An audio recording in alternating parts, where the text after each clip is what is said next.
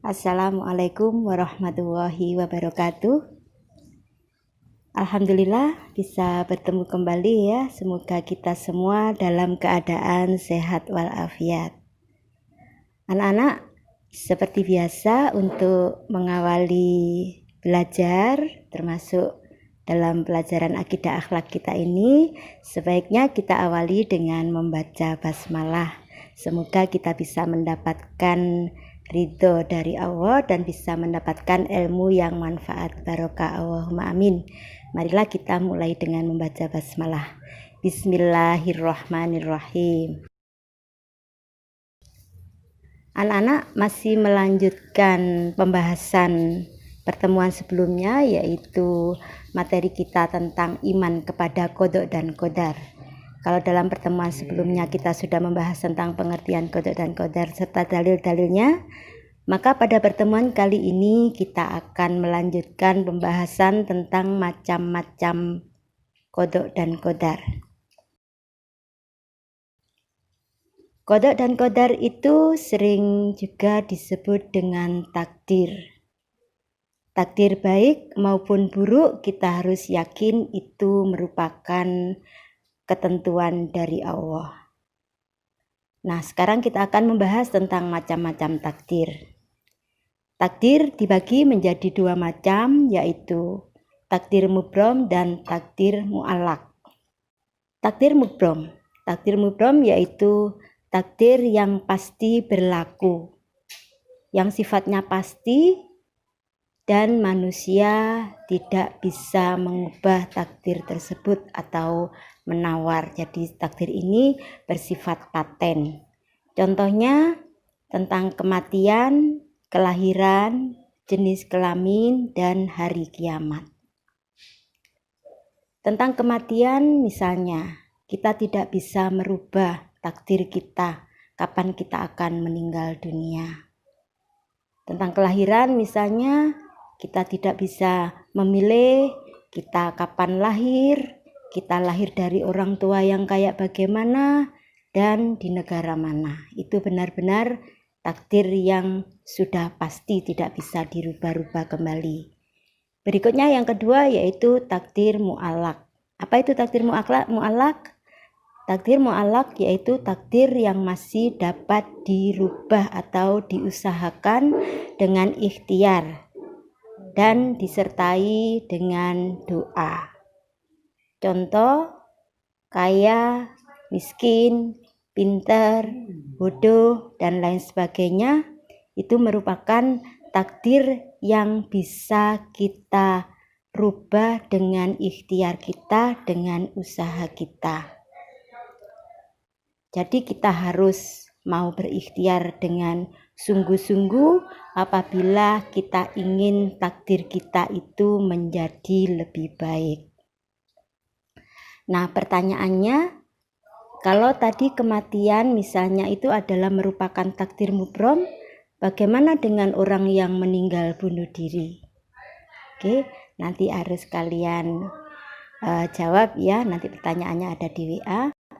Kita lanjutkan sekarang bagaimana perilaku kita sebagai orang yang beriman kepada qada dan qadar itu.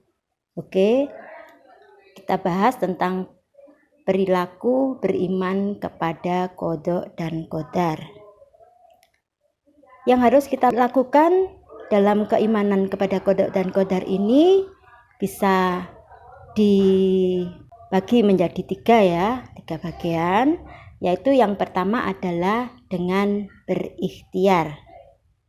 Ikhtiar itu adalah dengan berusaha semaksimal mungkin, dengan bersungguh-sungguh untuk mencapai suatu keberhasilan, kesuksesan, selamat, sejahtera, hidup di dunia dan di akhirat. Agar kita bisa hidup dengan sukses, maka kita harus mau berusaha dengan sungguh-sungguh, berikhtiar semaksimal mungkin. Nah, dalam berikhtiar ini belum tentu langsung berhasil. Kenapa? Karena ikhtiar itu tidak datang secara tiba-tiba, tidak datang secara instan.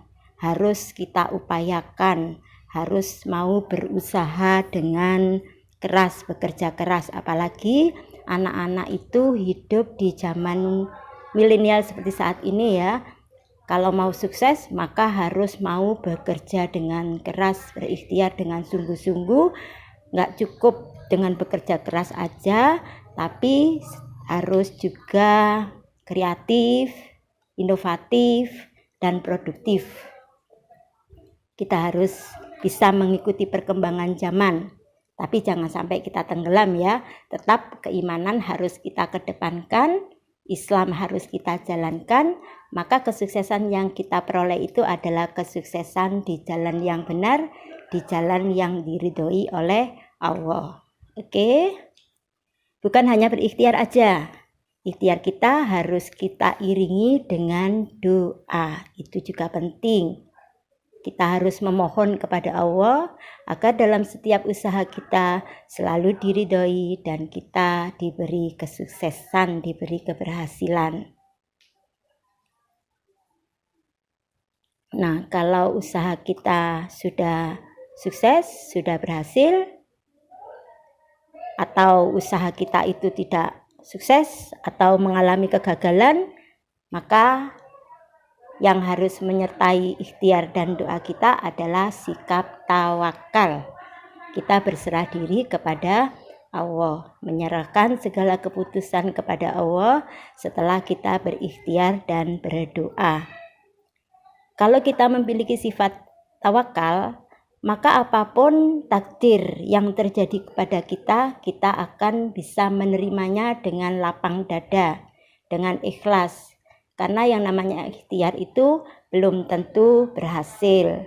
Jadi kalau kita tawakal, apabila ikhtiar yang kita lakukan itu sukses, mengalami keberhasilan, maka kita bisa bersyukur dan tidak sombong. Sebaliknya, seandainya usaha kita itu mengalami suatu kegagalan atau belum berhasil, maka kita harus bersabar. Bersabar dalam hal ini bukan diam ya, tapi bersabar dengan tidak emosional, tidak pesimis, tidak putus asa, tapi tetap harus berusaha dengan sungguh-sungguh sambil introspeksi diri, sambil mempelajari barangkali dalam kegagalan itu ada kesalahan-kesalahan sehingga kita tidak melakukan kesalahan yang sama, dan di usaha berikutnya berdoa kembali, mudah-mudahan diijabah oleh Allah. Allahumma amin. Demikian tadi anak-anak pembahasan tentang macam-macam takdir dan perilaku beriman kepada qada dan qadar. Semoga kita semua dipilih oleh Allah menjadi orang-orang yang sukses hidup di dunia dan hidup di akhirat. Allahumma amin. Marilah kita tutup pelajaran kita kali ini dengan membaca hamdalah. Alhamdulillahirabbil alamin. Assalamualaikum warahmatullahi wabarakatuh.